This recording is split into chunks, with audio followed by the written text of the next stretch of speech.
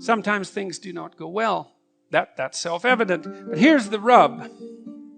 Sometimes when things are not going well, it's precisely that which is most valued that is the cause. Why? It's because the world is revealed through the template of your values. If the world you are seeing is not the world you want, therefore, it's time to examine your values. It's time to rid yourself of your current presuppositions. There's a famous experiment that I've alluded to a couple of times, I believe, in this lecture series, the invisible gorilla experiment. And in the invisible gorilla experiment, there's two teams of players, each with 3 members, one dressed in black and the other dressed in white, and each team is passing a basketball back and forth to the team members and milling about. You see a video of them doing so. They basically fill the video screen, and the white team is passing a basketball to the white team members, and the black team is passing a basketball to the black team members, and your job, as far as the experimenter is concerned, is for you to count the number of times that the black team passes the basketball back and forth. So that's what you do. So now you have an ambition and an aim and a value. And the ambition and the aim and the value, they're all the same thing, and that is to perform well at the task. Now, the thing that's so cool about this, and this is really so cool, it's just unbelievable that this is the case. It's like a complete validation of a certain element of the Buddhist worldview. So they pass the ball for a couple of minutes, and then the experimenter says to you, how many? And you say 15, and because you're happy with yourself because you've been paying attention, and the experimenter says, yeah, that's right, or maybe not, maybe you missed one. And then the experimenter says, did you see the gorilla? And half of you say, what gorilla? Like, really?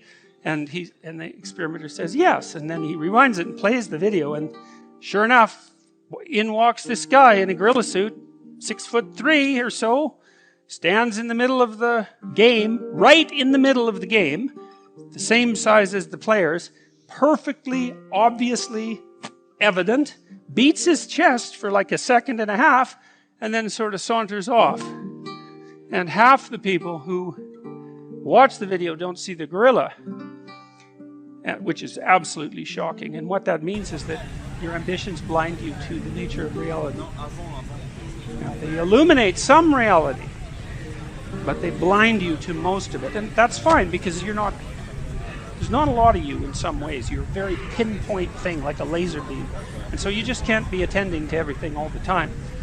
But one of the things that you might ask yourself once you know that is that if you're suffering dreadfully, then one possibility is that you're so fixed on the point, you're so fixed on a point, the fact that you're so fixed on the point that you're fixed on might be integrally related to why things are going so catastrophically wrong. Now, perhaps not, because, there's a lot of arbitrariness about life.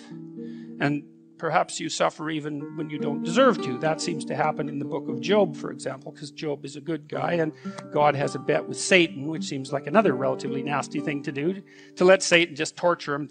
And he does quite nicely, to see if he'll turn against God.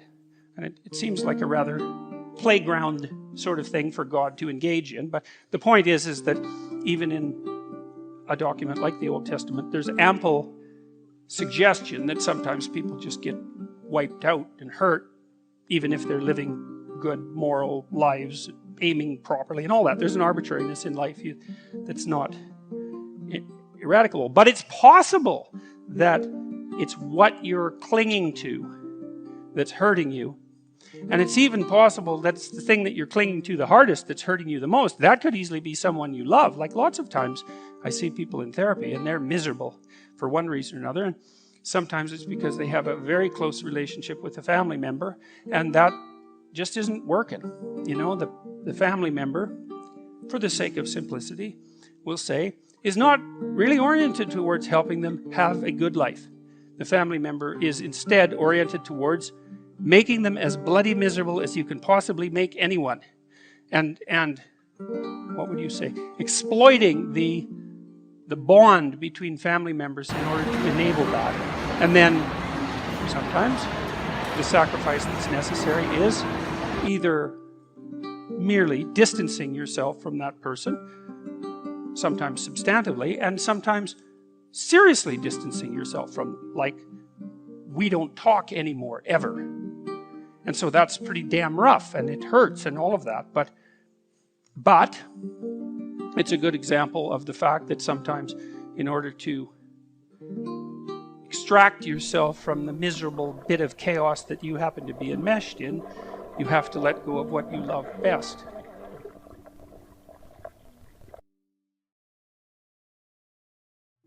If the world you are seeing is not the world you want, therefore it's time to examine your values. That's really worth thinking about, because the alternative too is to curse fate, right? Because if it isn't you, and there's nothing you can do to change, there isn't something you're doing that's wrong, then it's fate itself, it's the world itself, it's other people, let's say, because they're a huge part of the world, or it's the nature of the world itself, or it's God himself in whatever form you either believe in or don't believe in, because it's fundamentally all the same in the sort of situation that I'm describing. So, and one of the things that's really interesting, and I mentioned this before about the Israelites in the Old Testament, is that they got this right. It's really something, because what happens to the Israelites over and over in the Old Testament is that they get all puffed up about how wonderful they are, and then they make moral errors because they're arrogant, and then God comes along and just cuts them into pieces for like generation after generation, and they wobble back to their feet, but they always maintain the same attitude, which is, we did something wrong. We did something wrong. It's like an axiom rather than observation, is that if things are not laying themselves out for us as they should be, then we cannot curse God. We have to look to ourselves. Well, and you think, well, why not curse God? Because maybe it's his fault. And that's a really good question. And one of the things that I've tried to figure out over the last 30 years is, well, why not just curse God? Because there is this arbitrary element to existence, and we are vulnerable, and there is plenty of suffering, and things are unfair. Like, there's problems, right? There's injustice and unfairness and all of these things, and endless suffering. So why not just lay it at the feet of God? And whether God exists or not, in some sense, by the way, with regards to the metaphysics of this particular discussion, is not relevant. The point remains the same either way. And the answer is, as far as I can tell, that if you refuse to take on the responsibility yourself, and you attempt to lay it at the feet of either society or being itself, then you instantly start to act in a way that makes everything much worse. Not only for you, but for everyone else, and maybe even for being itself. And so, no, it's not helpful. Now, if you decide that it's you've got the problem, maybe that's not even true. Like, maybe you are someone who's being tortured by the bet between God and Satan, and like, too bad for you if that happens to be the case. But it still seems to be the appropriate thing for a human being who's standing on his or her own 2 feet in a proper manner to take the responsibility on for themselves, regardless of the counter arguments that might be made against it. That's really something. It's time to rid yourself of your current presuppositions. I also think of that, it's a Deadwood issue. One of the things you see with motifs like the phoenix. Remember when Harry Potter goes off to fight the basilisk that turns you to stone when you look at it? It's a dragon for all intents and purposes. Well, when he gets bitten by the dragon and poisoned, that's the dragon of chaos, right? The thing that turns you to stone when you look at it. When he gets bitten by it, then he's going to die. And yeah, well, if you get bitten by the thing that turns you to stone when you look at it, if it bites you, man, if you're not dead, you're going to wish you are. It's one of the two.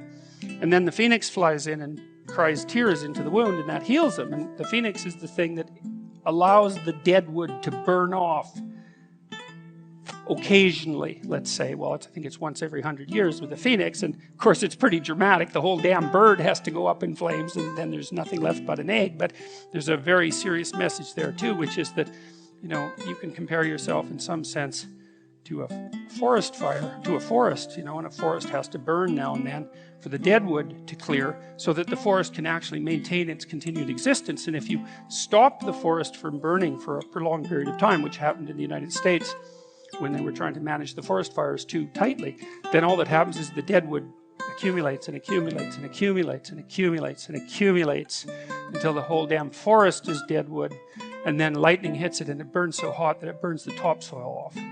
And then there's nothing left, nothing grows. And so that's a good moral lesson, which is don't wait too long to let the damn dead wood burn off, you know. Maybe a little self-immolation on a daily basis might be preferable to burning yourself all the way down to the bedrock, you know, once every 20 years or so, because maybe there won't be anything left of you when you do that.